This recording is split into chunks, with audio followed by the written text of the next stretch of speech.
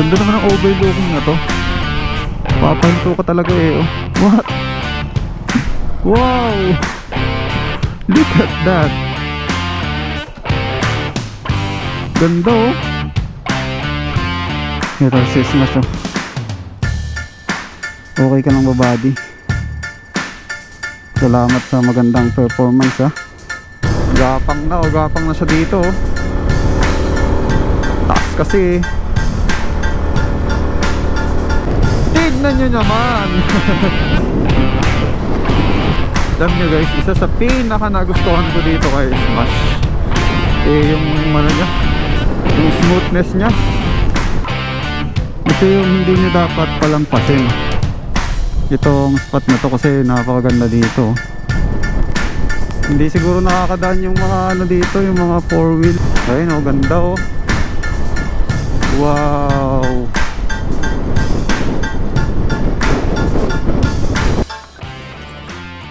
Good morning guys, good morning sa inyo. Ayan, JB Moto nandito na naman.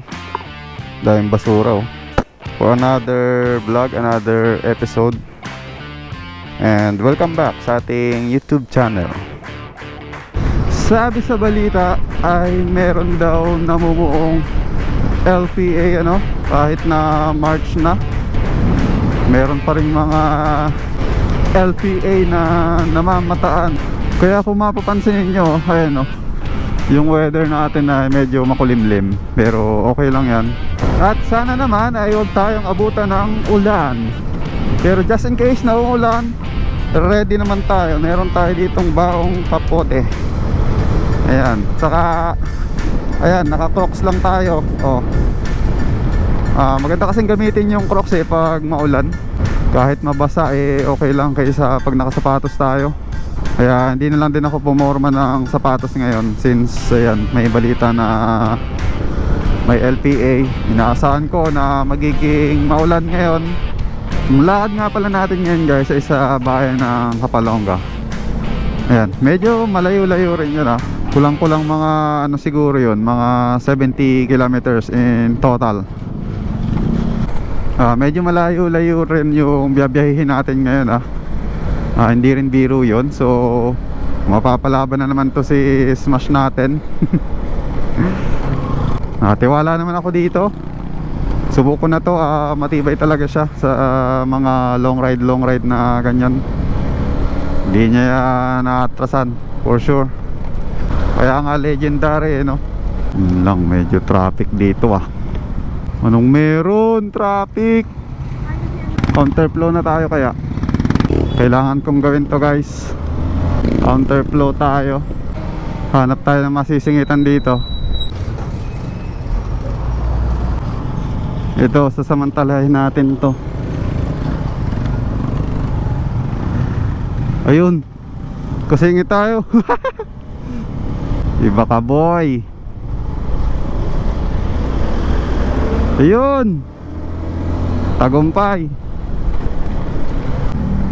Inabutan kami ng traffic dito. Lunes kasi ngayon eh, flag raising ceremony ng munisipyo. Guys, ang ganda ng bundok oh. Mount Bagaka yan. And this is one of the advantage guys ng Suzuki Smash. Makakasingit-singit ka dun sa mga pinakang makikipot na singitan. Parang may parade dun sa ano eh. So yan pala ang dahilan ng traffic. May parang parade silang gagawin. Ayan no, sarado na yan daan. May mga magpaparade. Ano bang celebration ngayon? Hindi ko alam kung anong meron ngayon eh. So dito tayo, magba-backdoor route tayo.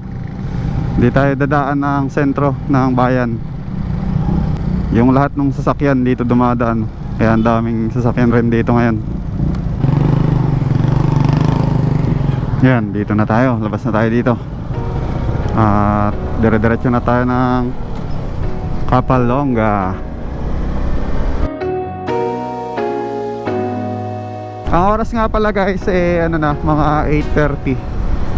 Bago mag 10 siguro nandun na kami. Mga ilang oras din na biyahe to. So Lord, pahingi po ng gabay. Kayo na pong bahala sa amin sa gagawin naming biyaheng ito. Sana'y maging ligtas naman kami. Dito tayo sa may malapit sa bypass. Ayan yung entrance ng bypass, oh. Diyan yung marami nagtitinda ng pagkain, yung nagte-trending.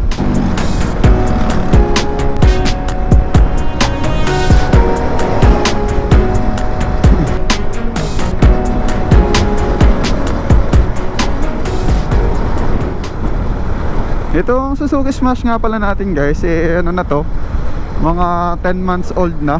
At sa loob ng 10 months old na yun ay ako ay nakakuha na ng 5,416 na mileage. Ayan, oh. Hindi ko alam kung mababa pa yan para sa edad niya. 5,000 kilometers para sa 10 months old. At saka guys, napansin ko lang nung umapak siya sa 5K Odo, napansin ko na mas parang gumanda yung ano niya, yung takbo ng makina niya kaysa nung mga bago-bago pa lang siya, nung mas mababa pa yung Odo niya. Ngayon nag 5K, iba yung takbo niya, parang nag-smooth na siya, na parang mas lumakas ng konti. Ganun yung nararamdaman ko. Uy, ano yan? Ganda. Sementeryo pala. May ginagawang sementeryo. At unti-unti na rin bumubuti yung ano natin, yung panahon. Sana magtuloy-tuloy na. At sa pupuntahan natin, medyo maliwanag na, medyo nawawala-wala na yung mga ulap. Ang sarap na mag-ride. Ang sarap enjoy ng mga tanawin. Parang ayaw kong rumatrat ngayon, Gusto ko chill mode lang.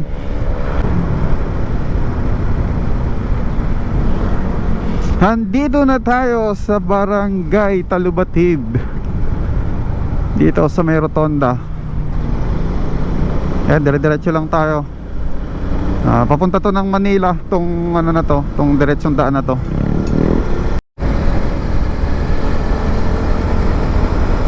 Paano hindi natin i-enjoy guys yung kalsada dito? Tingnan nyo naman, ang ganda, ang ganda ng mga nadadaanan dito.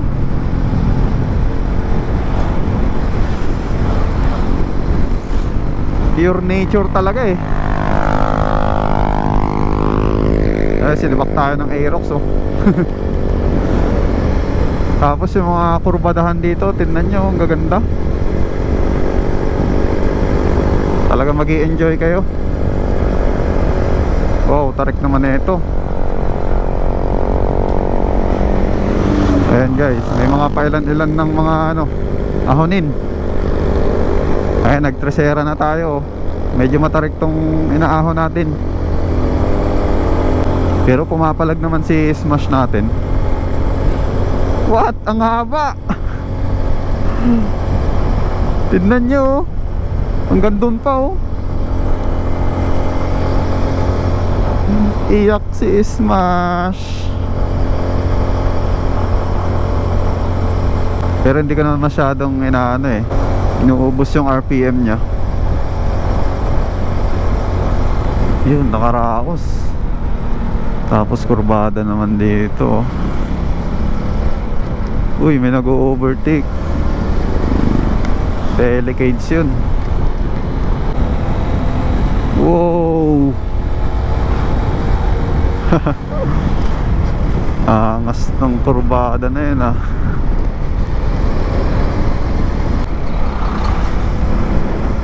naayos na nila.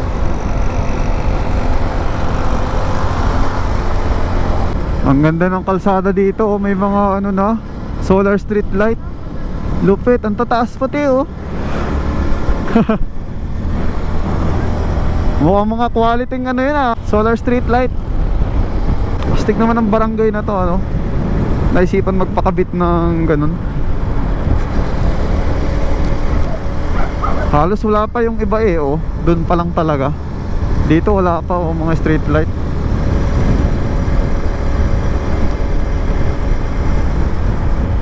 Ang dami ng kabahayan dito. Dahan-dahan lang tayo. Pagka ganyan kasi may mga bigla-bigla na tumatawid ng mga aso,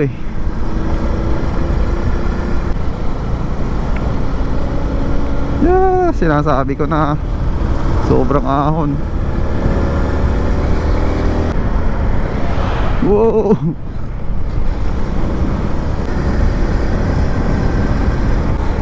Dito lang uli may mga street light oh. Oh. Kaso dito hindi kagaya nung nakita natin kanina. Oops.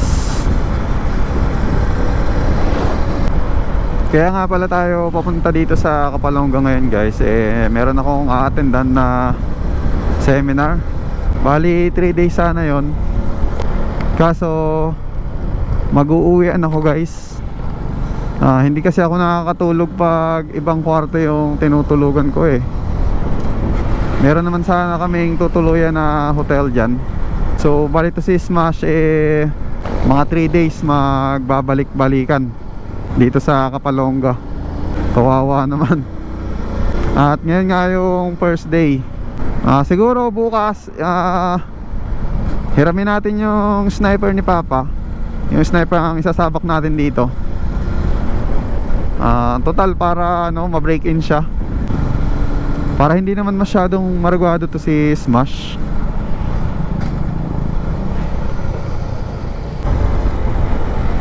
Grabe ang kurbada oh. Ito may ahonin dito. Pero kayang-kaya to ni Smash. Ayan oh. Hindi naman siya ganun kahina guys yung 1434 sa mga ahon. Kayang-kaya pa rin talaga. Lalo na yung third gear. Malakas yung third gear ni Smash. Kahit naka 1434 palag talaga eh oh. Dito nga sa fourth gear oh, kaya rin naman umahon oh. Ito naman ang hirap dito guys. Pagka mayroong ganyan truck na mabagal, ang hirap overtake. Tsaga ka talaga or tiyempuhan. Especially pag yung motor mo hindi naman kalakasan Kagaya nito 110cc lang to, tapos may angkas pa tayo, tapos nakaset pa tayo ng 1434 ang hirap talagang overtake nito. Ang hirap ng overtaking power nya. Ayan tapos paahon pa. Ang dami ring motor dito sa likuran ko. Antayin na lang natin na mag-overtake sila. Ayan paano ka overtake, puro blind spot yun Di mo alam kung may makakasalubong ka. Ayan guys, na-overtake na natin yung truck dun sa may paahon. Sobrang bagal niya na sinamantala ko na. Dito ako sa gilid nag-overtake. Pinersa ko yung yung third gear. Kayang-kaya naman. Macogon Bridge. Barangay Macogon na pala tayo Malapit na tayo sa Bagong Silang. Actually Bagong Silang na nga yata to Ayun nakita ko na yung school ng Bagong Silang. Oo nga, Bagong Silang na yan Bagong Silang High School.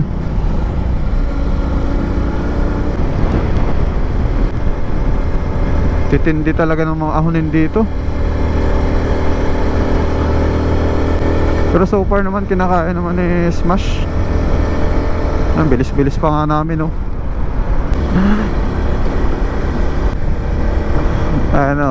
60 naka 4th gear. Bawas na tayo. Grabe haba ng ahonin na to Wow, ganda Ganda naman ang overlooking na to. Papahinto ka talaga What? Para tayo nasa Cordillera. Parang may swimming pool dyan Kala ko zipline to. Ano pala ng kable ng kuryente. Ganda. Diretso na natin tong pag-ahon natin. Wow, dito rin guys meron ding street light na ganyan Parang ang tataas naman masyado.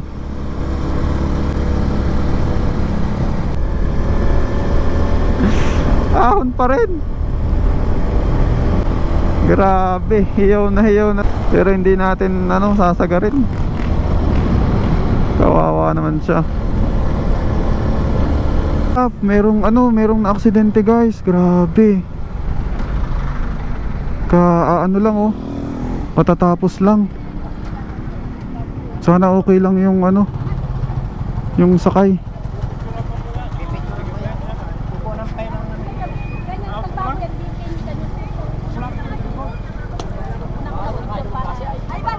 Grabe. Parang katatapos pa lang nun. Pero wala na yung driver nung scooter. Nasundo na siguro ng ambulansya. Drive safe guys. Kaya hindi tayo rumarat-rat eh. Mahirap na. Nandito na pala tayo guys sa may kasentrohan ng Bagong Silang. Siguro hinto lang kami dito. Magme-merienda kami or magkakape.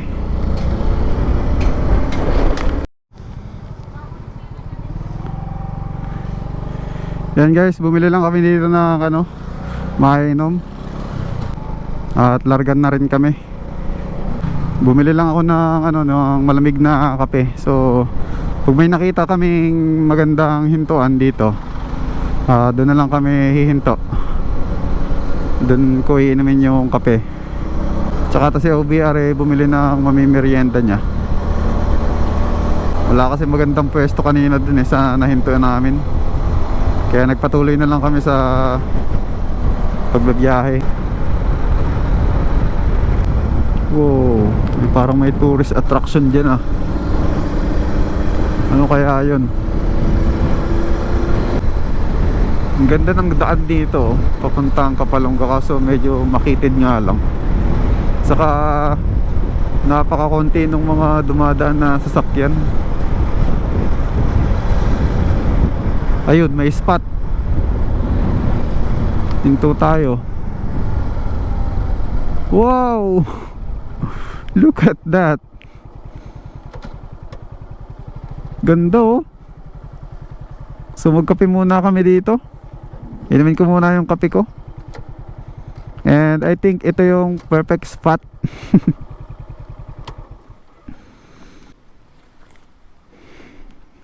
Very relaxing oh. Nga lang, may mga basura. Tinatapunan ng mga tao. Wow, ganda. So inumin na natin to. Ito yung binili ko. Lucky day ng kopi ko.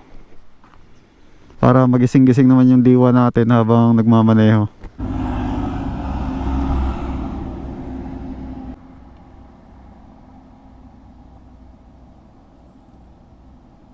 Guys, so puto. May palaman siyang bukayo. Ayan oh. Ang sarap.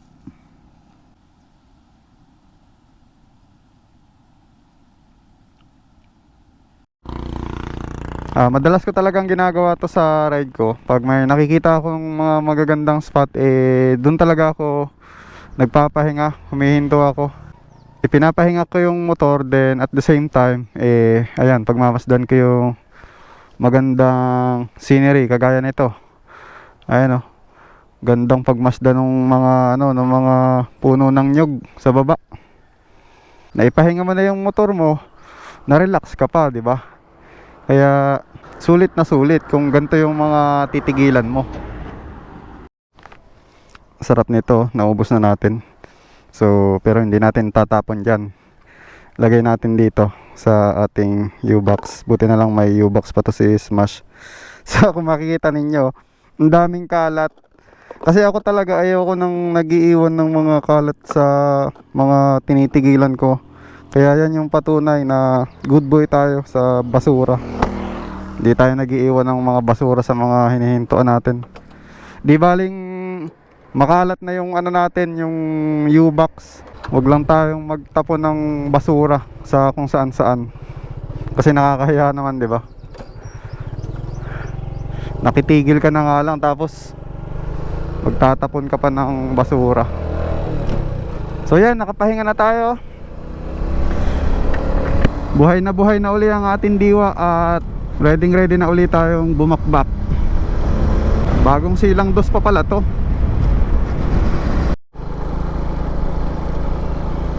Grabe yung daan dito, oh. Espalto siya pero hindi siya pantay. Umaalon-alon ako. Ayan, oo. Oo. Dito okay naman, oh. Pantay na siya. Ito, may matarik na ahon na naman. Ka-fourth gear tayo. Kaya pa naman. Napansin ko lang talaga dito pag nagpalit kayo ng sprocket set na 1434, pag may angkas kayo tas kagaya ng mga ahon talaga, hindi talaga siya kagaya nung yung hatak nung stock na 1437. Yun talaga, sobrang lakas niya.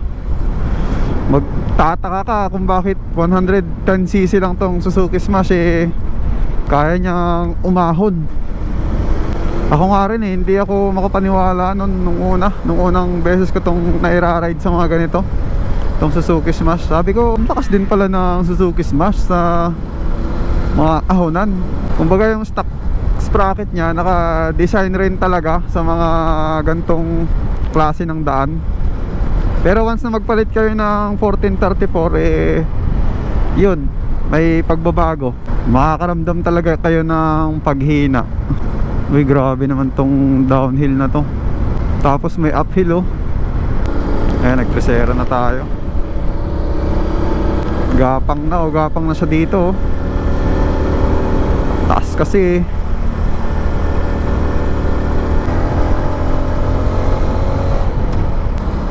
Yan, ito na, papasok na tayo ng Kapalonga. Ayan, dito tayo sa may marker. Ito kasi guys, Kapalonga, pag nandito ka sa probinsya namin, ito yung isa sa pinaka malayong bayan. So kung nagbabalak kang mag-ride, then nandito ka sa province namin, kumbaga ito yung parang isa sa mga go-to ride destination. Medyo malayo siya. Halimbawa gusto mong mag-break in ng bago mong motor, pwede dito kasi dito walang gaanong mga checkpoint dito. Maluwag dito. Syempre yung mga bagong motor natin wala pa naman yung mga plate number, 'di ba? Pero hindi ko ina-advise syempre na i-ride nyo agad yung mga inyong mga bagong motorsiklo. Nasa inyo na rin yan. Take responsibly pag nahuli kayo. Ang ibig ko lang sabihin dito naman kasi sa amin hindi siya ganun kahigpit kasi nga probinsya. Saka maganda yung dadaanan ninyo dito guys.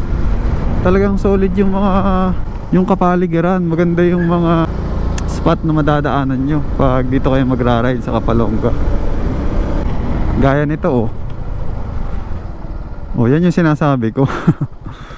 Oh, di ba? Wow. Dito lang yan meron sa Kapalonga. Yung mga ganyang scenery. Kurbada saka downhill. Oh, yan po, may isa pang overlooking diyan. Wow, pag. May mga pag pa. May mga pag, oh. Galing. May mga pag pa sa bundok. Kahit anong oras na, alas 9 na ng umaga. Wow, grabing pababa naman to, oh. Yan yung mga aahunin ko mamaya. Di bali, wala naman akong angkas mamaya Solo ride na lang ako mamaya, pabalik.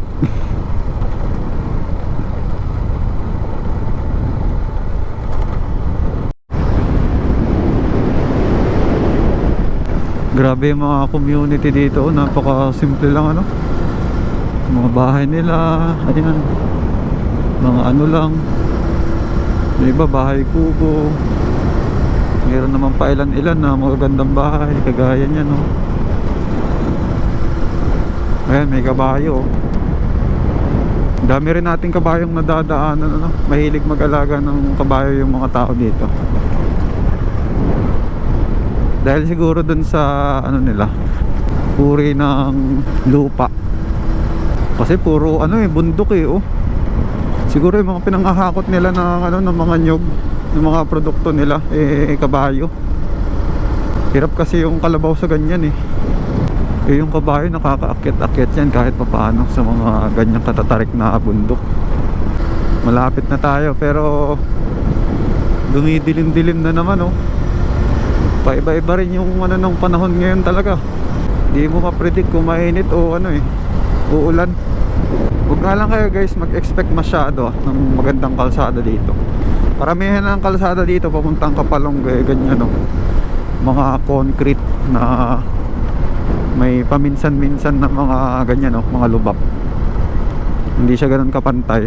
Pero okay na rin yan kaysa yung butas-butas, di ba? So yun, hirap yung smash natin sa mga ahon dito pero ang importante naman eh kinakaya niya. Hindi tayo kinukulang or kinakapos. Dito walang gaanong kabahayan no.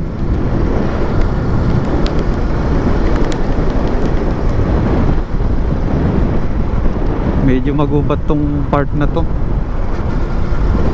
Yan o. Oh. May mga ilan-ilan rin mga palay ano, taniman ng palay. Nga lang guys, lugi tayo sa gulong. Sobrang tagtag ng gulong ko.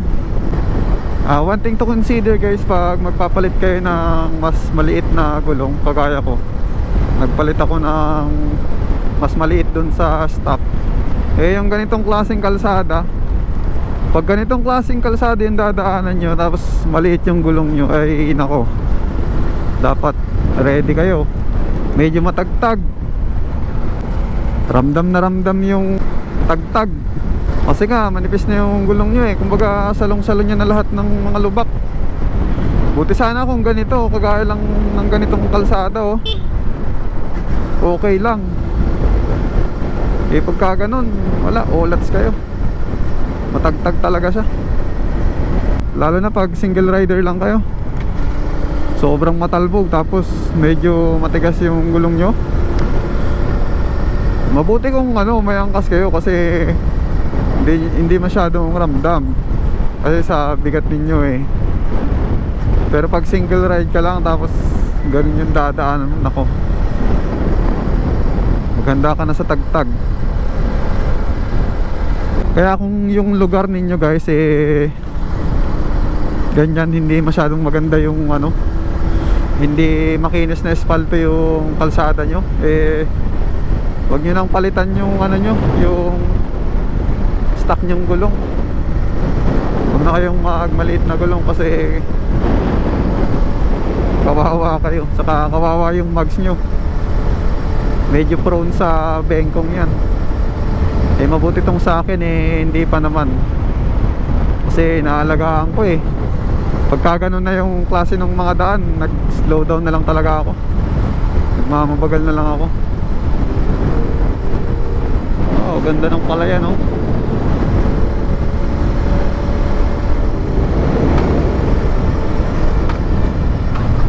Sarap talaga mag-ride dito. Tignan nyo naman. Parang may school pa dun oh. School nga yata yun.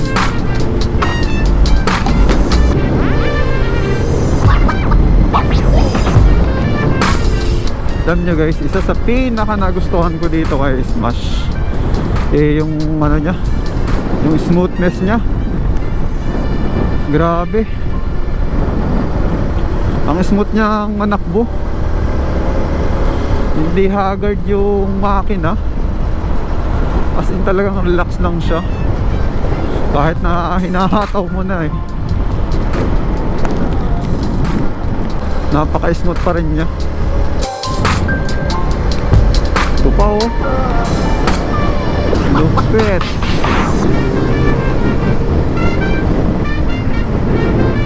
Dami rin palang nagtatanim ng palay dito ano. Hindi lang nyug yung pangunahing kinabubuhay ng mga tao dito, kundi palay rin.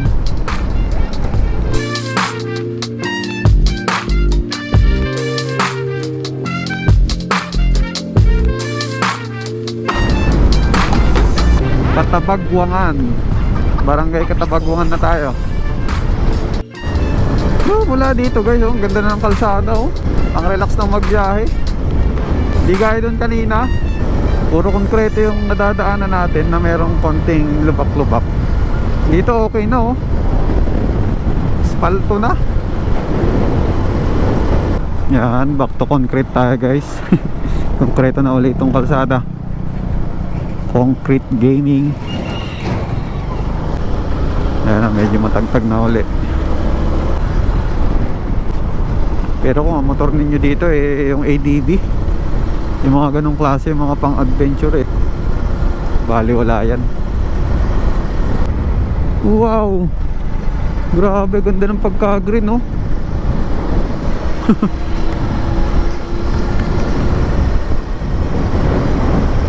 Medyo malapit na siguro tayo.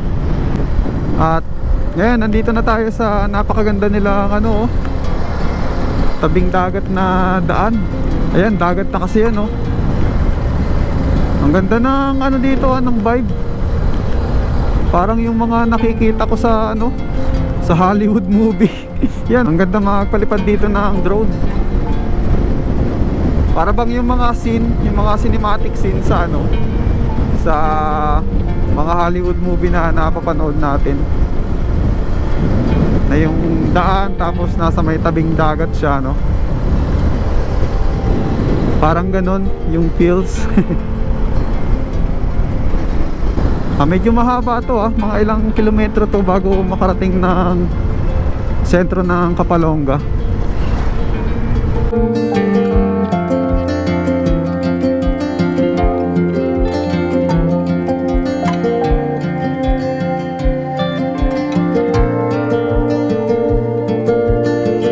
Alam nyo guys, itong Kapalonga medyo malayo-layo rin mula dun sa bahay namin. At ilang oras ko rin siyang minotor, mga kulang-kulang 2 siguro. And ngayon hindi ako nakaramdam ng ngalay. Siguro nasasanay-sanay na yung katawan natin ka-ride. Kumbaga nag-i-improve na. Ayun, relax lang tong katawan ko. Wala akong sakit sa katawan na nadarama. Kumbaga nai-immune na sa mga biyahe siguro. Hilig ko kasi talaga guys ang pagmumotor Tignan nyo nga kahit ang late nung motor ko, sinasabak ko siya sa mga malalayong lugar kagaya nito. Dahil nga sa passion ko na magmotor. So thanks God kasi binigyan niya tayo ng ng hilig sa pagmumotor. Kung saan tayong lugar na magaganda nakakapunta dahil dito. Kaya nagpapasalamat din ako sa Diyos kasi binigyan niya tayo ng napakagandang hobby. Ito yung binigay niya sa ating hobby guys. Ito yung libangan natin So daan ko lang kayo dito sa kanilang napakatanyag na lighthouse. Ayan ang ganda nga naman Ayun yung pangalan ng bayan nila Kapalonga. Parang ang lakas ng alon Oo nga, ang lakas Wow, halos umapaw sa So pag pupunta kayo dito sa bayan ng Kapalonga ito yung hindi nyo dapat i-miss. Ito yung hindi nyo dapat palampasin. Itong spot na to kasi napakaganda dito. Ganda ng pagkayari niya Kapalonga. Yan yung parang trademark dito talaga. Pipitik lang tayo dito saglit, then diretso na tayo dun sa ating venue. Resort yung venue namin parang tabing dagat rin siya. Okay guys, tapos na tayo dito sa may lighthouse. So diretso na tayo dun sa venue. Beach resort daw yun Tignan natin kung matutukoy natin agad. Hindi naman na siguro sobrang layo dito sa sentro. Malapit lang siguro. So tignan na lang natin kung matutukoy natin. Kung di natin matukoy magtatanong-tanong tayo sa mga lokal. Marami naman tayong lokal na pwedeng pagtanungan dito. Sabi nila pumapasok pa daw Maging alerto na lang siguro tayo sa mga signages sa daan. Magbabasa-basa tayo. To, may crossing na dito. Bridge work ahead. Beach resort. Ah, dito nga yun. Diretsuhin lang natin to.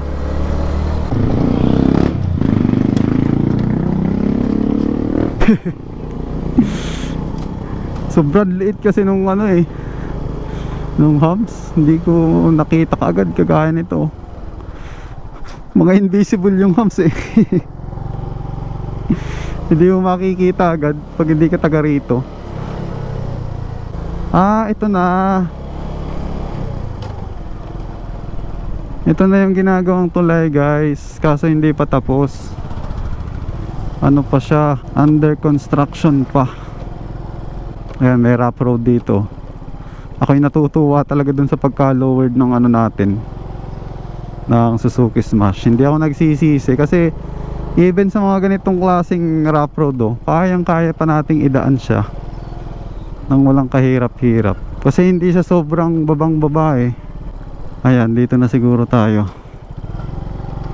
Kaya ginagawa nila yung tulay na yon kasi parang hindi na ganun katibay itong tulay na to. Saka malaki yung ginagawa nilang tulay kaysa dito. Hindi siguro nakakadaan yung mga ano dito, yung mga 4-wheel, yung mga sasakyan. Siguro mga tricycle lang nakakapasok dun eh. Kaya pinapagawa nila ng mas malaking tulay. Yan, nandito na tayo. Baryong baryo to guys, so halos walang bahay. So resort yung pupuntahan natin. So obviously dito tayo sa may gilid ng dagat. Yun yung tutuntunin natin. Hindi tayo papaganon kasi palayo sa dagat eh pag ganun yung pupuntahan natin. So mag-stay tayo dito sa ano, mga pakanan na daan. Ayun oh, ganda oh. Wow.